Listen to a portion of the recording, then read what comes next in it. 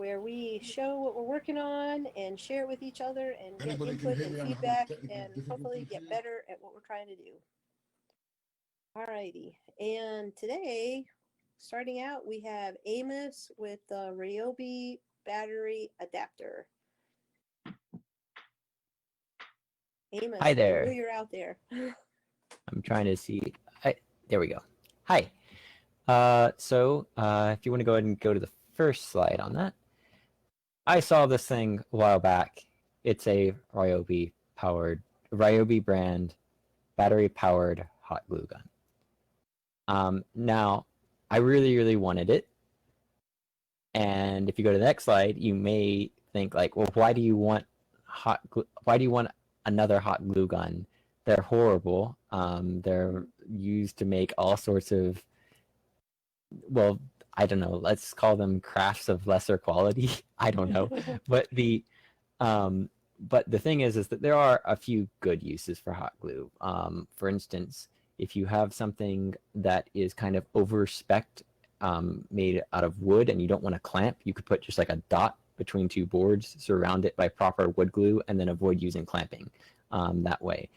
But one of the downsides to hot glue is the cord. It's always getting in the way, and I thought, hey, it'd be great to have a drill battery powered hot glue gun. But there's a problem. So go to the next slide.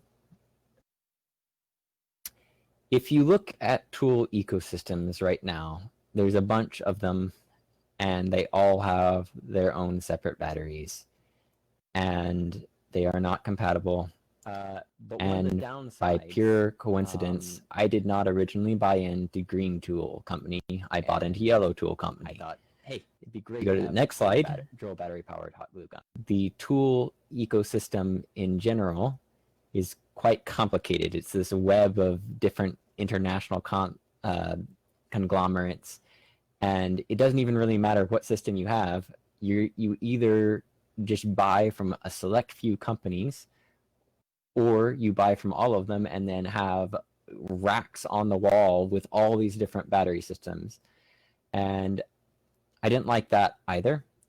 And Yellow Tool Company did not make a hot glue gun. Only Green Tool Company made a hot glue gun. So I switched over, and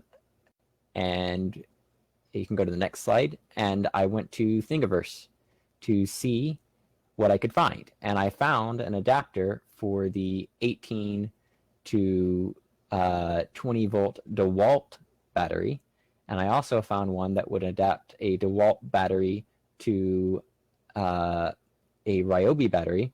But there's one difference between these different tool systems, and that's the smarts on the that's the smarts inside the battery technology. So on the old 18 volt batteries, they would have little battery cell monitoring circuitry on the inside, and that would shut off the battery before it discharges too much. And then when they switched to the newer system, they put the smarts inside the tool and then made the batteries just dumb lithium cells.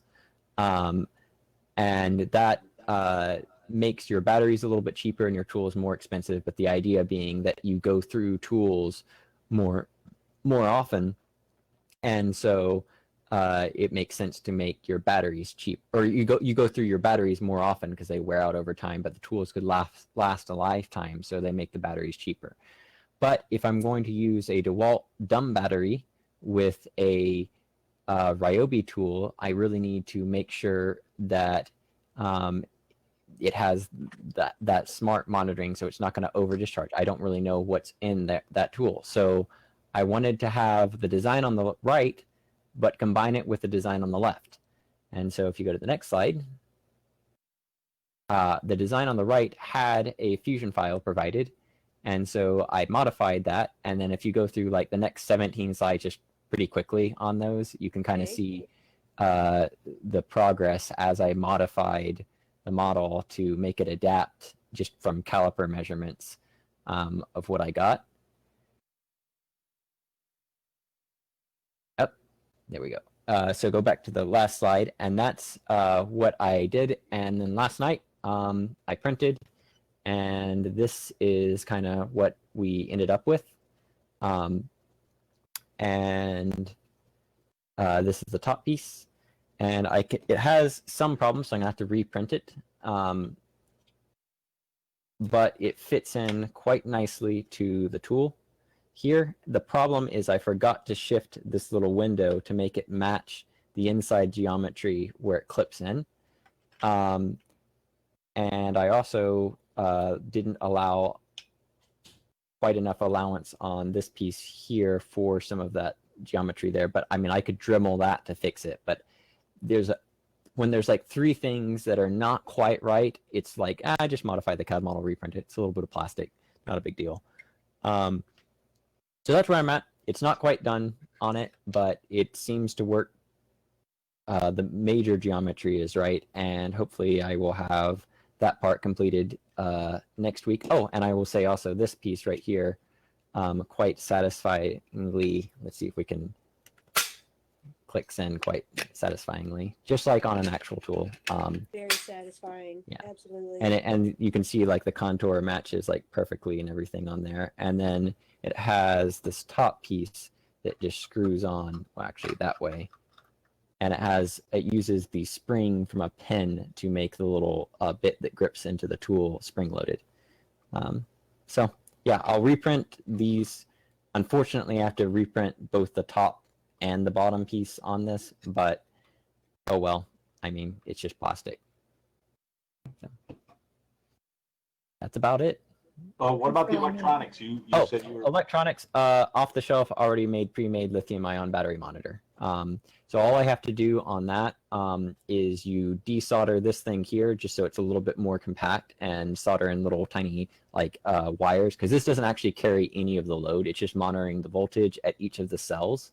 So on the battery themselves, you can see has these little, I don't know if I can get it to focus or not, but it has these little labels right there, and it has B plus, B minus, and then all of the C's are basically the voltages at the cells. You do basically feed those out into the different terminals, and it already knows what to do with it. You can buy one for the particular like on eBay, you can buy it for like $8, like a pack of 4 of them for the particular chemistry and number of cells, and it will auto beep at you annoyingly when it gets too low. Yeah, actually, it is. Adam mentioned it sounds like something that Walt would make. No, this is exactly what none of the tool companies want you to do. Like, no tool company is ever going to make a thing that because it's a Pandora's box. As soon as one person does it, that makes it so their batteries work for another tool system, they'll all do it, and they don't have like ecosystem lock-in anymore. So, yeah. Yeah, so Ryobi batteries have smarts. New to Walt batteries do not. Although the new ones do kind of, because like they have this little button on the big batteries, the XR batteries. They have this little button that you can press to get a voltage readout on it. But it's not like the actual voltage under load or anything like that. It's just a quick good, no good meter. This is actually monitoring all the different cells, and it will tell you if it gets too low.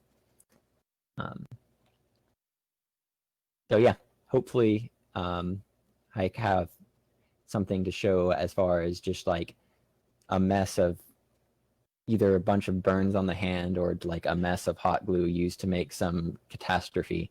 Oh, well, that's pretty awesome, Amos. Thank you. And like, I love being able to use like batteries across multiple platforms. My Yeah, goodness. that's the nice thing is like this, for example, on the little terminals, it just uses like little spade connectors, automotive spade connectors for the wired contacts. Pretty simple, and they snap in on the inside, and then you just put a little bit of CA glue or whatever to hold them in place. And in principle, you could just use the same bottom connector and just modify the top connector for different systems, and then I could have DeWalt batteries with Milwaukee or DeWalt batteries with Bosch or whatever, you know. Yeah, that would rock, definitely. And man, this is great. I look forward to hearing how it all works out. All right. Well, I will give an update hopefully next week. Oh, good.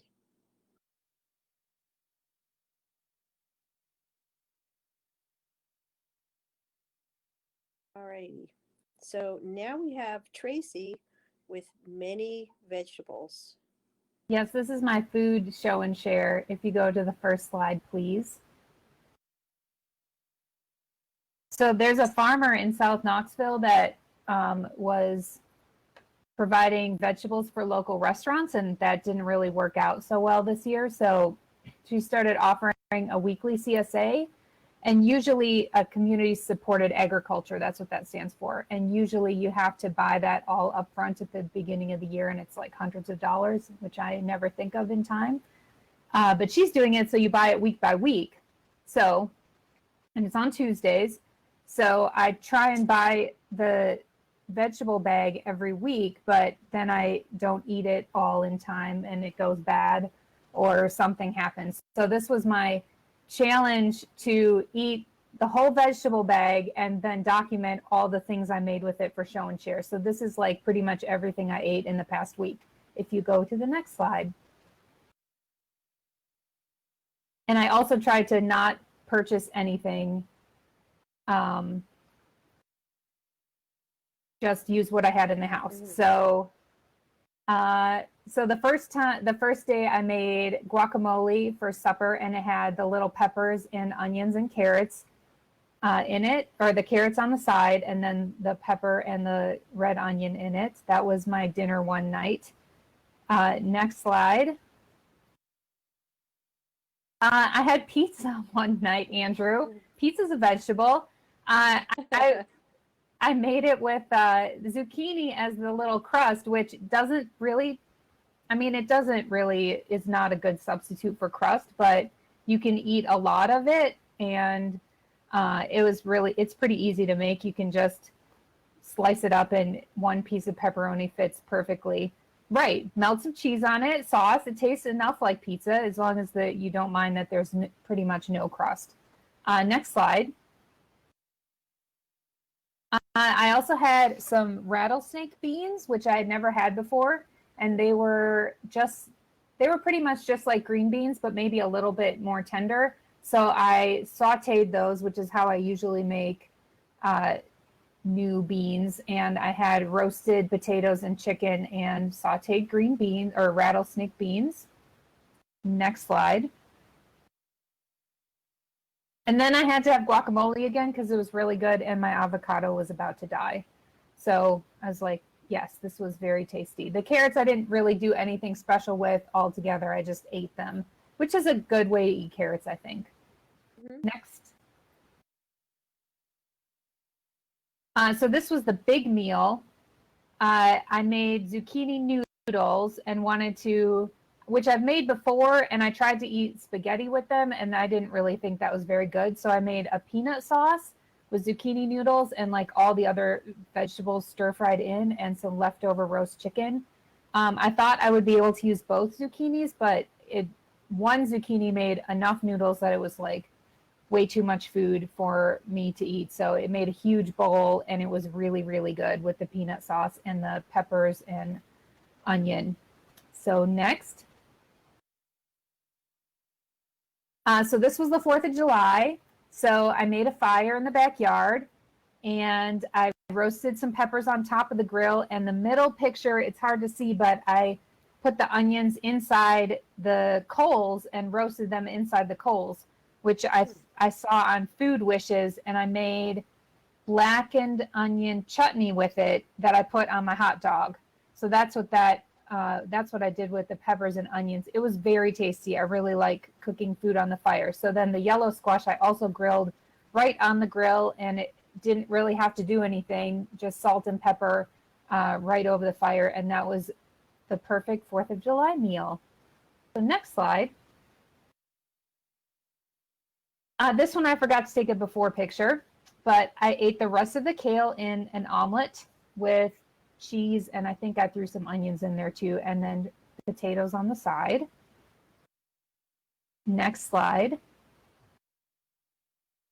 And then I made zucchini muffins out of the last bit of zucchini, which they were chocolate muffins, but I didn't have any chocolate chips, so they were just zucchini chocolate muffins, and I thought they were very tasty. And I just finished the entire batch right now before coming on screen for dessert today. Next slide. And then the very last meal, which is what I made for my lunch today, was the lettuce. And I probably should have eaten it first because it was sort of wilty. And so I packed it in my for work. And then I actually failed my challenge because it was really bitter and I didn't really like it and I couldn't make myself eat it. So I didn't eat the lettuce. I guess I haven't thrown it away yet. So I probably will just throw it away. It was bitter and sad and wilty. So I didn't eat the last bit of it. And there's one more slide, which is what you do with all your vegetable scraps. I saved all the peels and all the ends, and I made vegetable broth out of it, which is my favorite thing to do with vegetable garbage, is saving it for one last use and making broth. So I just picked up another vegetable bag today, and it has all the same stuff plus more. So now I have a full stocked fridge again. And that's my show and share. Wow, that's awesome. And, despite the lettuce situation, I think you did a really good job using up all of the vegetables. I have done that once, and I haven't gone back since then because I didn't eat all of the vegetables. And when I've been looking, there's always been one where I've been like, I don't know, I don't know if I can do something with that or if I want to do something with that. I think that's great. And I love the broth idea. That's fantastic. Yeah, that's my favorite thing. I always have a bin in the fridge that I just throw. I mean, there's always going to be like onions, onion skins or garlic skins. So I just keep them in the fridge until I have enough and then throw them in a pot and simmer them for an hour. And you can throw like chicken bones or skin and stuff like that in there too. And it makes a really tasty, free flavor. Yeah. Oh, that's great, man. I just love getting as much as you can out of, what you have in the fridge. Fantastic. Alrighty. Well, moving on, we have Adam W. and Property and Grounds Rework. All right, there we go. Can you hear me and see me and my messy bookcase behind me? I can hear you. I can see you now too. Groovy. Okay. So let's go ahead and move straight into the first slide, and then I'll intro it. Okay. So we're taking a look at my gross, terrible, disgusting, rotted front steps. So the funny story behind how this project started was we were going out for my stepson's birthday, and I was loading some stuff up into the truck because we were renting a boat for the day. And I ran up the steps, put my foot through a step, and face planted directly into the porch. And I was really, really hoping to get a picture off of my doorbell camera of me eating porch. But unfortunately, all I have is the tail end of it where I was cursing a lot, and no one wanted to do that. So anyway, what's happened here is I know you can zoom in. Can you zoom in on that gross yellow spot? Oh, that's good enough. So if you see a little bit to the top left of that red dot there, where that step, the center stringer there was just completely rotted out. And on the left side there, you can see that one just straight up peeled back. And that's actually where my foot went through. So I bought this house about 4 years ago. And pretty much everything in this house was, I don't know, we wanted to keep a PG-13. Let's just say it was halfway done. It was half something. And what's happened here is actually the stairs were rotted before I bought the house. But the guy who sold me the house actually screwed on little facades over the rot to make it look like the steps were okay. And that's actually why that second step is still intact and looks so great on the front of that stringer, is because that's a little facade screwed on. It's actually rotted all over the place behind that. So rather than trying to fix this stairway, I decided the best course of action was to take a crowbar to it, and it was very therapeutic. So let's move to the next slide. Ooh, zoomed way in. There we go. So this is what my porch looks like without a stairway. So this took me about an hour with a crowbar and a lot more cursing. So I'm new to woodworking. That's actually part of why I joined Knox Makers, was to gain access to the wood shop and kind of learn my way through everything. So I decided that rather than paying somebody who knows what they're doing to build my steps, I was going to do them myself after a lot of Googling and YouTubing. So I ripped them off of here, and some of the things I noticed were that when I was researching, sledgehammer would have been fun, but I didn't have one. All I had was a crowbar. So what I noticed when I was taking this off is, in addition to being rotted, the guy who built the steps really didn't have any idea what he was doing, like less than me, because the screws were just kind of driven in at any generic angle and just randomly all over the place. So we have these, I think if you move to the next slide, I think I've got a closer photo. Yeah, there we go. You can see all these like snaggletooth screws hanging out of the woodwork just at random angles all over the place. So that's actually part of why the deconstruction of the old steps took so long, is I had to go down and Dremel all of these old screws off. Okay, so next slide. All right, so here we can see the beginning of the construction of the new steps. So, so I cheated a little bit. I didn't build my own stringers. Gasp horror. Brian will be so disappointed in me. I actually bought some prefab stringers from Lowe's.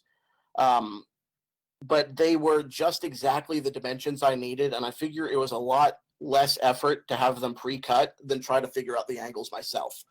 So you can see here what I've done is I've taken 3 stringers and spaced them out evenly, and then cut a rabbet into the back of those stringers in order to mount them onto a hanger board that's actually going to be mounted to the porch. Okay, next slide. See, here's the start of a dado I cut into the stringers in order to put kind of a lateral support at the bottom. The old steps had a tendency to wobble a little bit, and I wanted to try to eliminate that. So here I've used a circular saw to kind of chew out a dado into the wood a little bit. I came through afterwards with a chisel and a hammer and cleaned it out, but I didn't take a picture of it because I didn't plan that far ahead.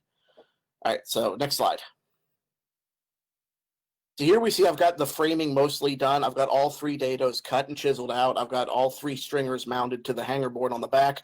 And you can see where my porch at the top is starting to rot through. That was actually supposed to be part of this project, but I can't find deck boards anywhere. Like, nobody has them. There's like the national shortage of them or something. So I have to not step on that board for now. Okay, next slide. So see here, I've got the framing in mostly finished. And again, I cheated and I used pre-cut treads. But now you can see the kind of the lateral support mounted in place. And that's exactly what's going on. People are building decks and fences. So those 5-quarter boards are impossible to find. If you look at the bottom right of that stringer there, you see that little metal plate on it. That's because where these steps land is actually on an incline. So it's about foot, yes. So it's about a 3-inch difference in height between the right step and the left step. So I had to, I lost my train of thought. I need to close the chat because it's confusing me. Okay. So I had to actually build up the right side of the steps a little bit, because if I had shaved it down on the left side, the top step would have been too tall and would have been a building code violation. It would have been like 11 inches tall. So what I did is I went up to the Ace Hardware on Chapman Highway there, and I got some of these hammer-in plates that they use on trusses, and I hammered those in on both sides of both of the stringers that I needed to extend, and then put a few 3/4-inch ceramic-coated wood screws in for good measure too. I was a little worried about stability, but they're absolutely rock solid now. So I'm not really worried about them. Next slide, please. So here's the finished product. I had to shim the very right side just a little bit in order, because I missed the height by about 1/4 of an inch. But now those steps are absolutely rock solid. There's no wiggle. There's no play. I don't feel like I'm going to put a foot through them. And the kids have gone out there and absolutely beaten the crap out of them, jumping up and down on them and stuff to test them. So I'm fairly confident it's going to work pretty well. And if we go to the next slide, you get a preview of my next project.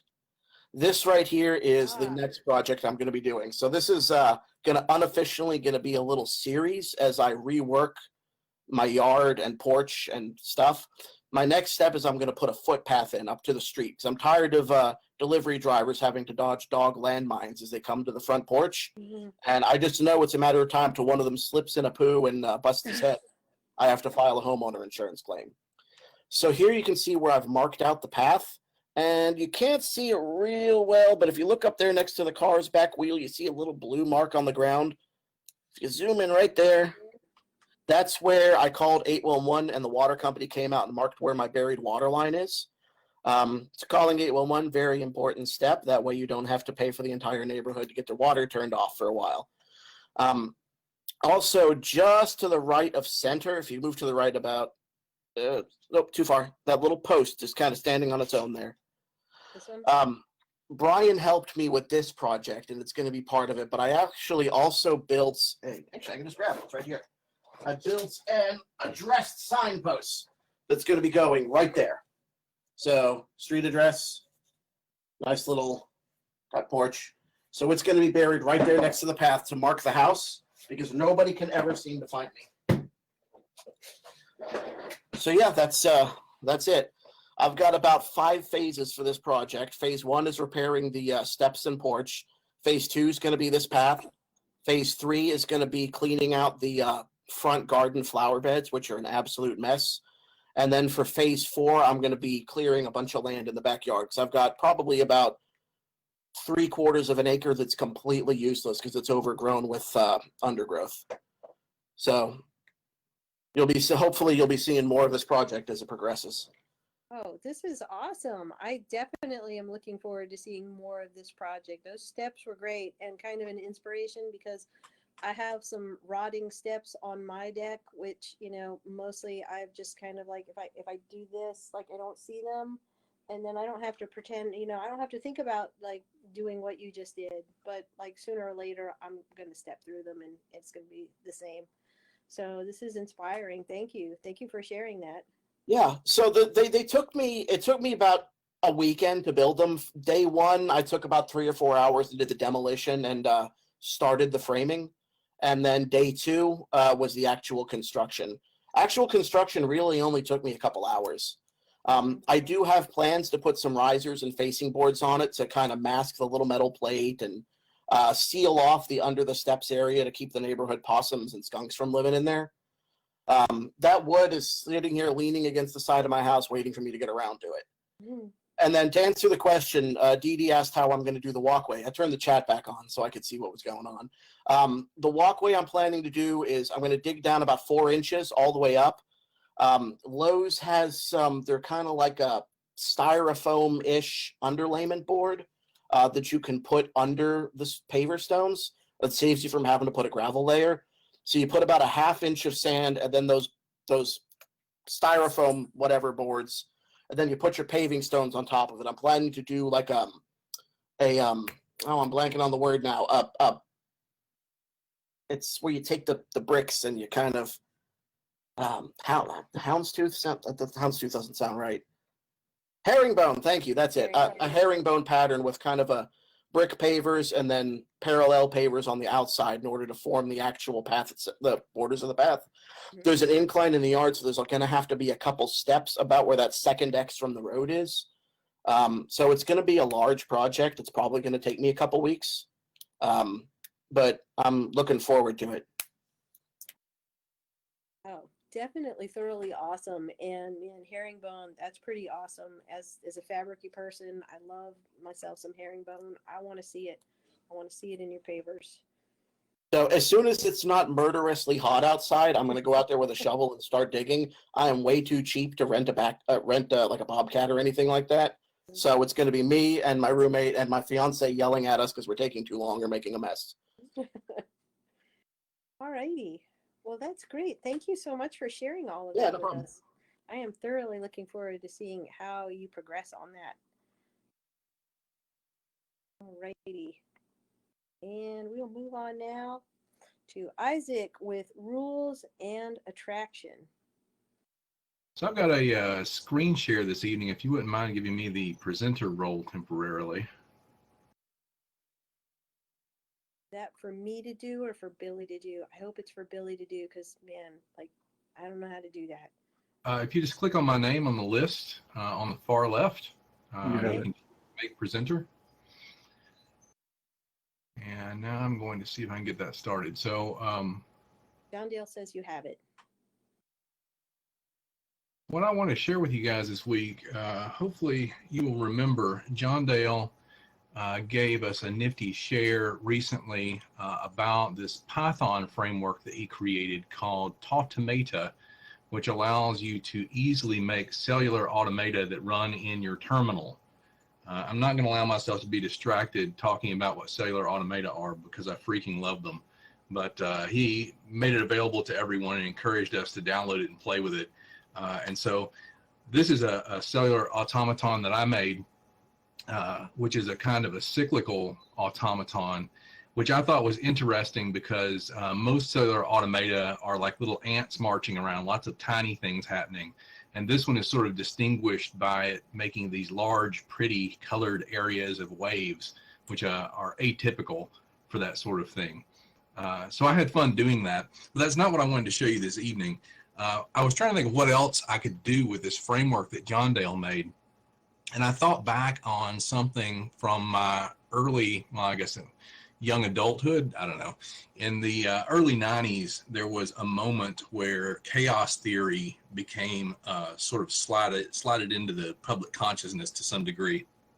I remember watching a documentary, a Nova documentary about it. And there was a demonstration in there that just really struck me that they referred to as the chaos game. And so I wanted to try and recreate the chaos game in code, specifically using John Dale's framework. It's not actually a cellular automaton, so I had to bend and spindle and mutilate John Dale's code a little bit. I mean, I didn't change his code, I just messed with it some. And so the game is something you can actually play on paper. If you take a piece of paper and you make 3 dots on it, and you assign each of those dots 2 of the numerals from a dice. So you have one of them is like the 1, 2 dot, and one of them is the 3, 4 dot, and one of them will be the 5, 6 dot, right? Those are your corners, okay?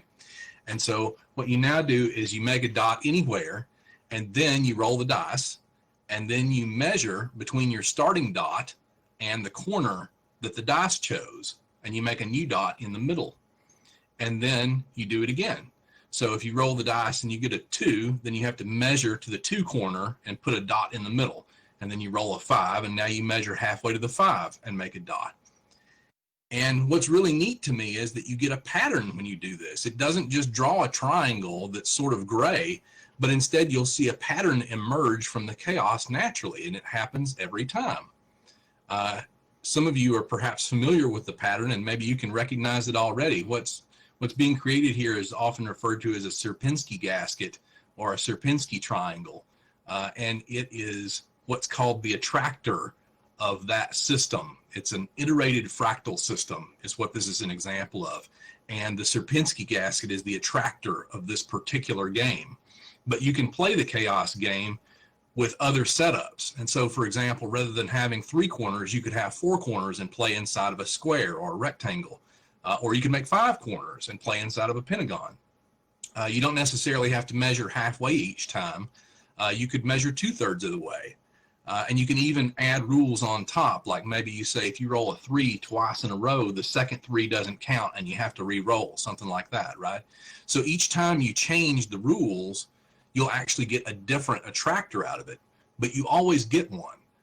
It never is just a gray field. And what you're seeing there then is a kind of order that is implicit in this set of rules, order that for me at least is very counterintuitive. And I love those kinds of things that are so intellectually surprising.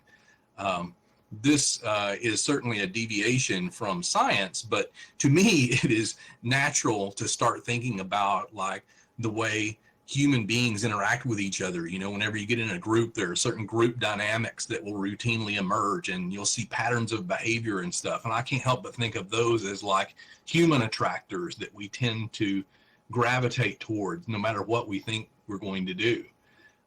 So this pattern that's emerging here, the Sierpinski gasket, hopefully you can see that it is a self-similar fractal. The triangles go all the way down, so to speak. John Dale's nifty Automata framework, because it operates in the terminal using graphics mode, the effective resolution is very low.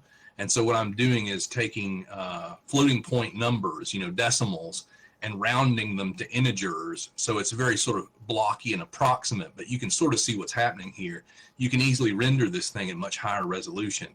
And intriguingly, there's an equation which will also give you the Sierpinski gasket. So it can emerge directly from a mathematical equation, or you can just roll your dice a bunch and you get it either way. So anyway, it's just the sort of thing that my brain really enjoys. I find this really pleasing to mess with. I will post this code up for y'all to look at. I mean, there's very little to it, but you're welcome to have a look and play with it, just because it's fun and neat. And that's all that I brought you this week. Oh, that's pretty neat. Now, I got to say, I didn't think like special triangle. My first thought was Christmas tree, but I can go with triangle. Those two are going together, and that's pretty neat. Somebody on the chat said Triforce. I get the Triforce too. All right. Well, thanks then.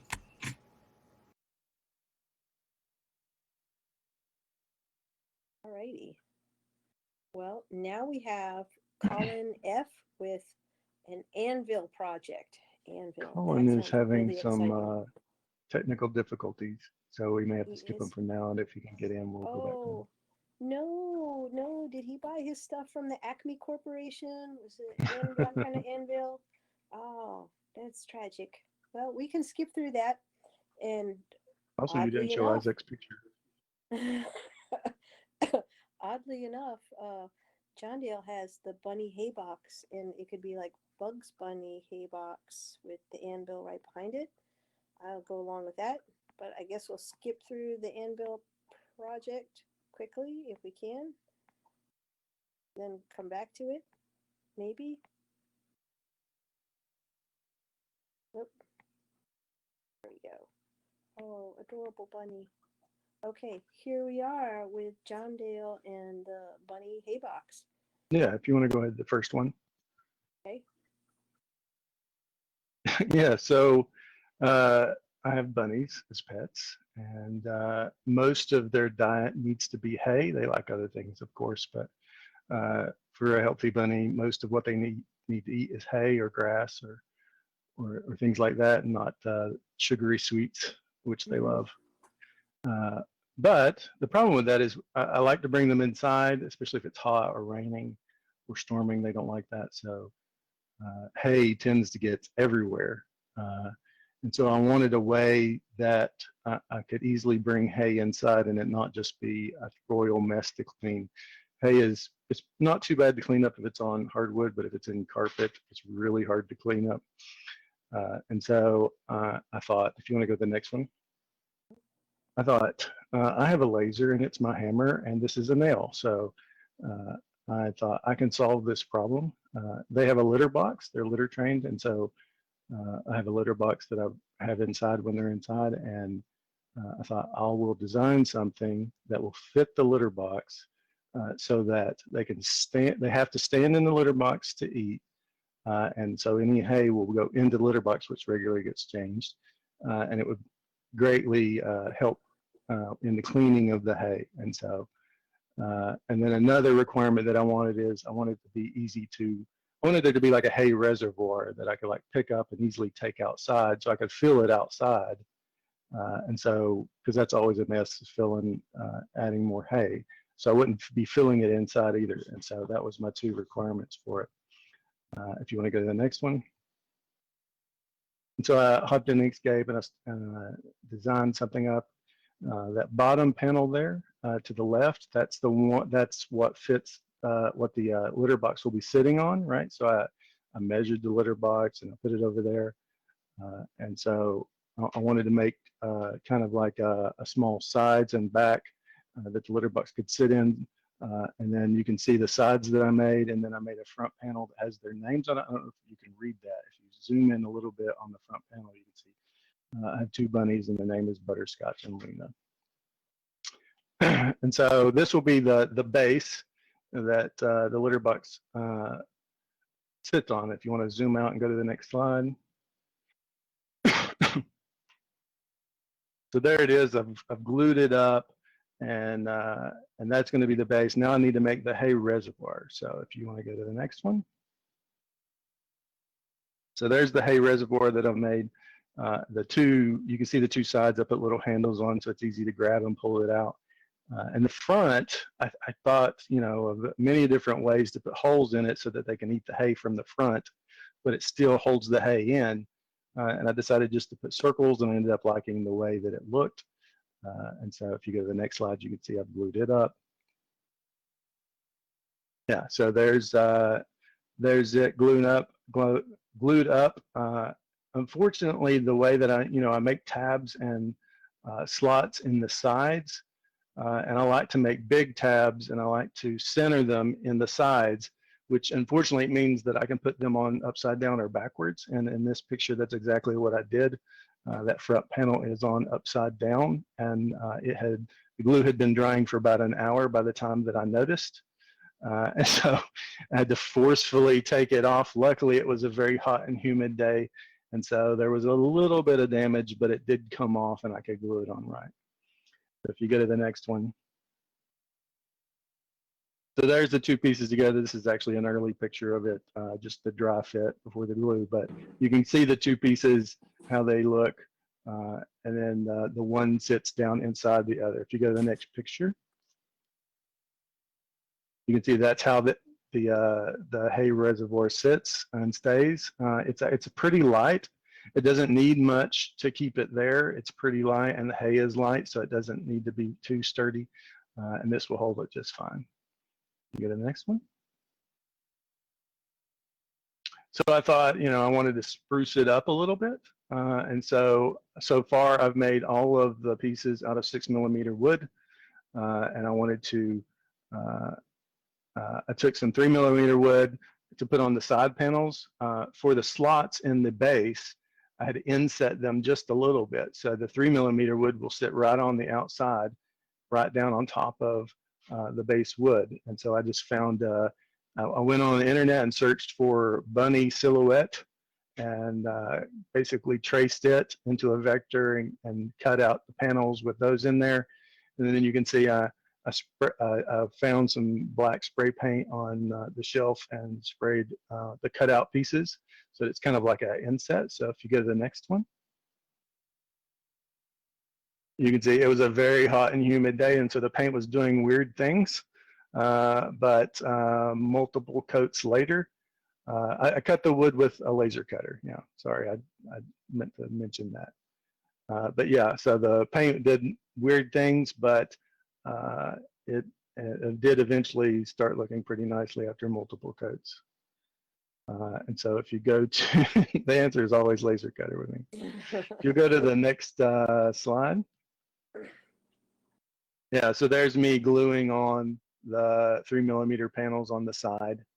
And I don't think I did a picture of it, but basically I took the painted wood and just added some glue to there and then slapped them in there like a puzzle and let it dry. So if you go to the next one, I think that's a picture of it in its spot in the house. Yeah, so there it is with the litter box. I did clean the litter box before I took a picture. And you can see how I really like the contrast of the black paint of the bunny on the side. I think those dark contrasts with the light wood really looks nice to me. And so here I've got it in its place, and the litter box in place. So the next thing is to test it out and get an action shot. So I brought Luna inside, and then this is what she did. If you go to the next one.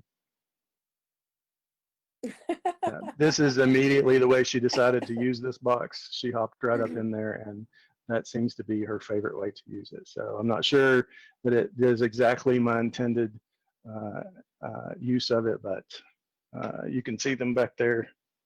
They're now grabbing the hay and jumping out and eating it on the carpet. So, but it has kept it cleaner so far. And I think that's it. That's all for me. Well, this is exactly how our rabbits would use it, especially Iggy, who is not exactly a cooperator, but very much likes hay. He's snuck out of our cage before and turned up just inside the bag of hay. So Yes. You're not alone there with this. And You know, I love this idea. Butterscotch is great. He will use it as intended, but Luna is just, she's young and she's always into mischief. And so it was not surprising this was immediately how she decided to use this box. Well, this is great. I will share this with Viola. I'm not sure if she's feeling ambitious enough to put in that much effort to like build one of her own, but I like this idea. It certainly All will right. make things nicer in our household. Now, Hay does get everywhere. everywhere. Yeah. Is Colin here now? No, I don't think so. I don't think Anyone? he's having Anyone? some issues. No Colin. So the Acme Corporation and bad situations with the anvil led to consequences. And now we're at the announcements. Yay, announcements. Okay, so here we go with our first announcement. Knox County has said if you're indoors, you got to wear a mask. Everybody, you just got to wear a mask. If you come into the shop, you're just going to need to put one on. That's just how it is. Thanks to Knox County, which, probably a good idea. Let's not get sick. Now, Sue has made a bunch of masks, as you can see here, nicely pictured. She's going to make some more and have them out. So if anybody needs a mask, we've got you covered, as it says there on the sign. They'll be all laid out, and please take advantage of those if you have like special circumstances or whatever. By all means, let Sue know. I think she'd be, very amenable to making sure that there were plenty there and could help you out. And if she's not, she's probably over in the chat right there, and she'll correct me immediately. Okay, we also have hand sanitizer and Clorox as we've had before. It's another reminder, if you're in the shop, please keep clean up. I don't know if all of you have been watching the numbers like I have coming out of Sevierville and Knox County and where I'm at here in Oak Ridge, but they're a little frightening. We have the hand sanitizer and the Clorox there. If you come into the shop, please use it. Just assume everything is dirty and, clean it as you would like to have it cleaned. Ideally before and after you use your stuff. That would be awesome, wouldn't it? Wouldn't it be great if everybody did that? Last thing, oh no, not quite the last thing, but also an important thing. We have had some incidents here lately with the doors being left unlocked, the gate left unlocked. This is really a problem, especially, with the, not too distant in the past break-in. I'm not quite sure exactly why we are continuing to have this, but as the board, we have initiated some new rules for people coming into the shop. You can read there on the slide. If you are a member and you are leaving, check with the other people there. Make sure that they are members and that someone else has a key and has the authority to lock up before you leave. Even if there's 2 or 3 people there, just please do that. And since it's happened repeatedly, we do have some consequences now for people that don't. We will suspend their membership and take other disciplinary action if necessary, if absolutely necessary. We have further efforts to take away membership and that sort of thing. But we really don't want to go there. So please, lock up when you leave. Make sure that there is somebody behind you that can also lock up. Don't walk out that door without verifying that there is someone there who can make sure that that door is locked. And that's all I have to say about that. Lock the doors. Make sure they're locked.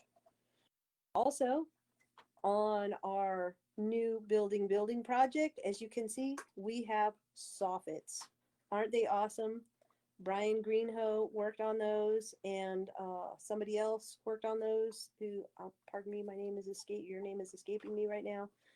But there have been multiple people working on this building, and it's really almost done. Soffits are some of the last things that we have to put together. This is fantastic work. We have, I think, another building day coming up this Saturday, maybe Sunday. Check in the building channel to confirm. But this is great work. We're going to be forging here very soon. This is awesome. Like here, golf claps and many cheers to everyone who has worked on it. You guys are doing great, and it looks great. Thank you, thank you, thank you, thank you. Okay, and like we have this last slide here, which I think John Dale kind of threw in as kind of a like a you know, a curveball for me. Everything has a mask on. Wear your mask. Yay. Oh, authorization classes. Thank you. We have some of those coming up. Maybe I must not have seen this one in the build up, or maybe I skipped through it too fast. Anyway, while we don't have regular classes, we do have authorization classes. Dee Dee is doing authorization with the metalworking and the welding. John Dale and Tracy are doing authorization with the laser cutter. Billy is doing, you know, the machining and that sort of thing. Brian Greenhoe is also doing the stuff for the woodworking area. If there's anything else that people have like a specific need for or looking for, you know, please send me a message on the Mattermost or someone else, and we will see if we can get those authorizations worked out for you. These are complicated times, and we're trying to make adjustments, and if we need to make more, please give us feedback so that we know. Thank you very much. Yay, hooray. And hey, yay, you can stop the recording because we've hit the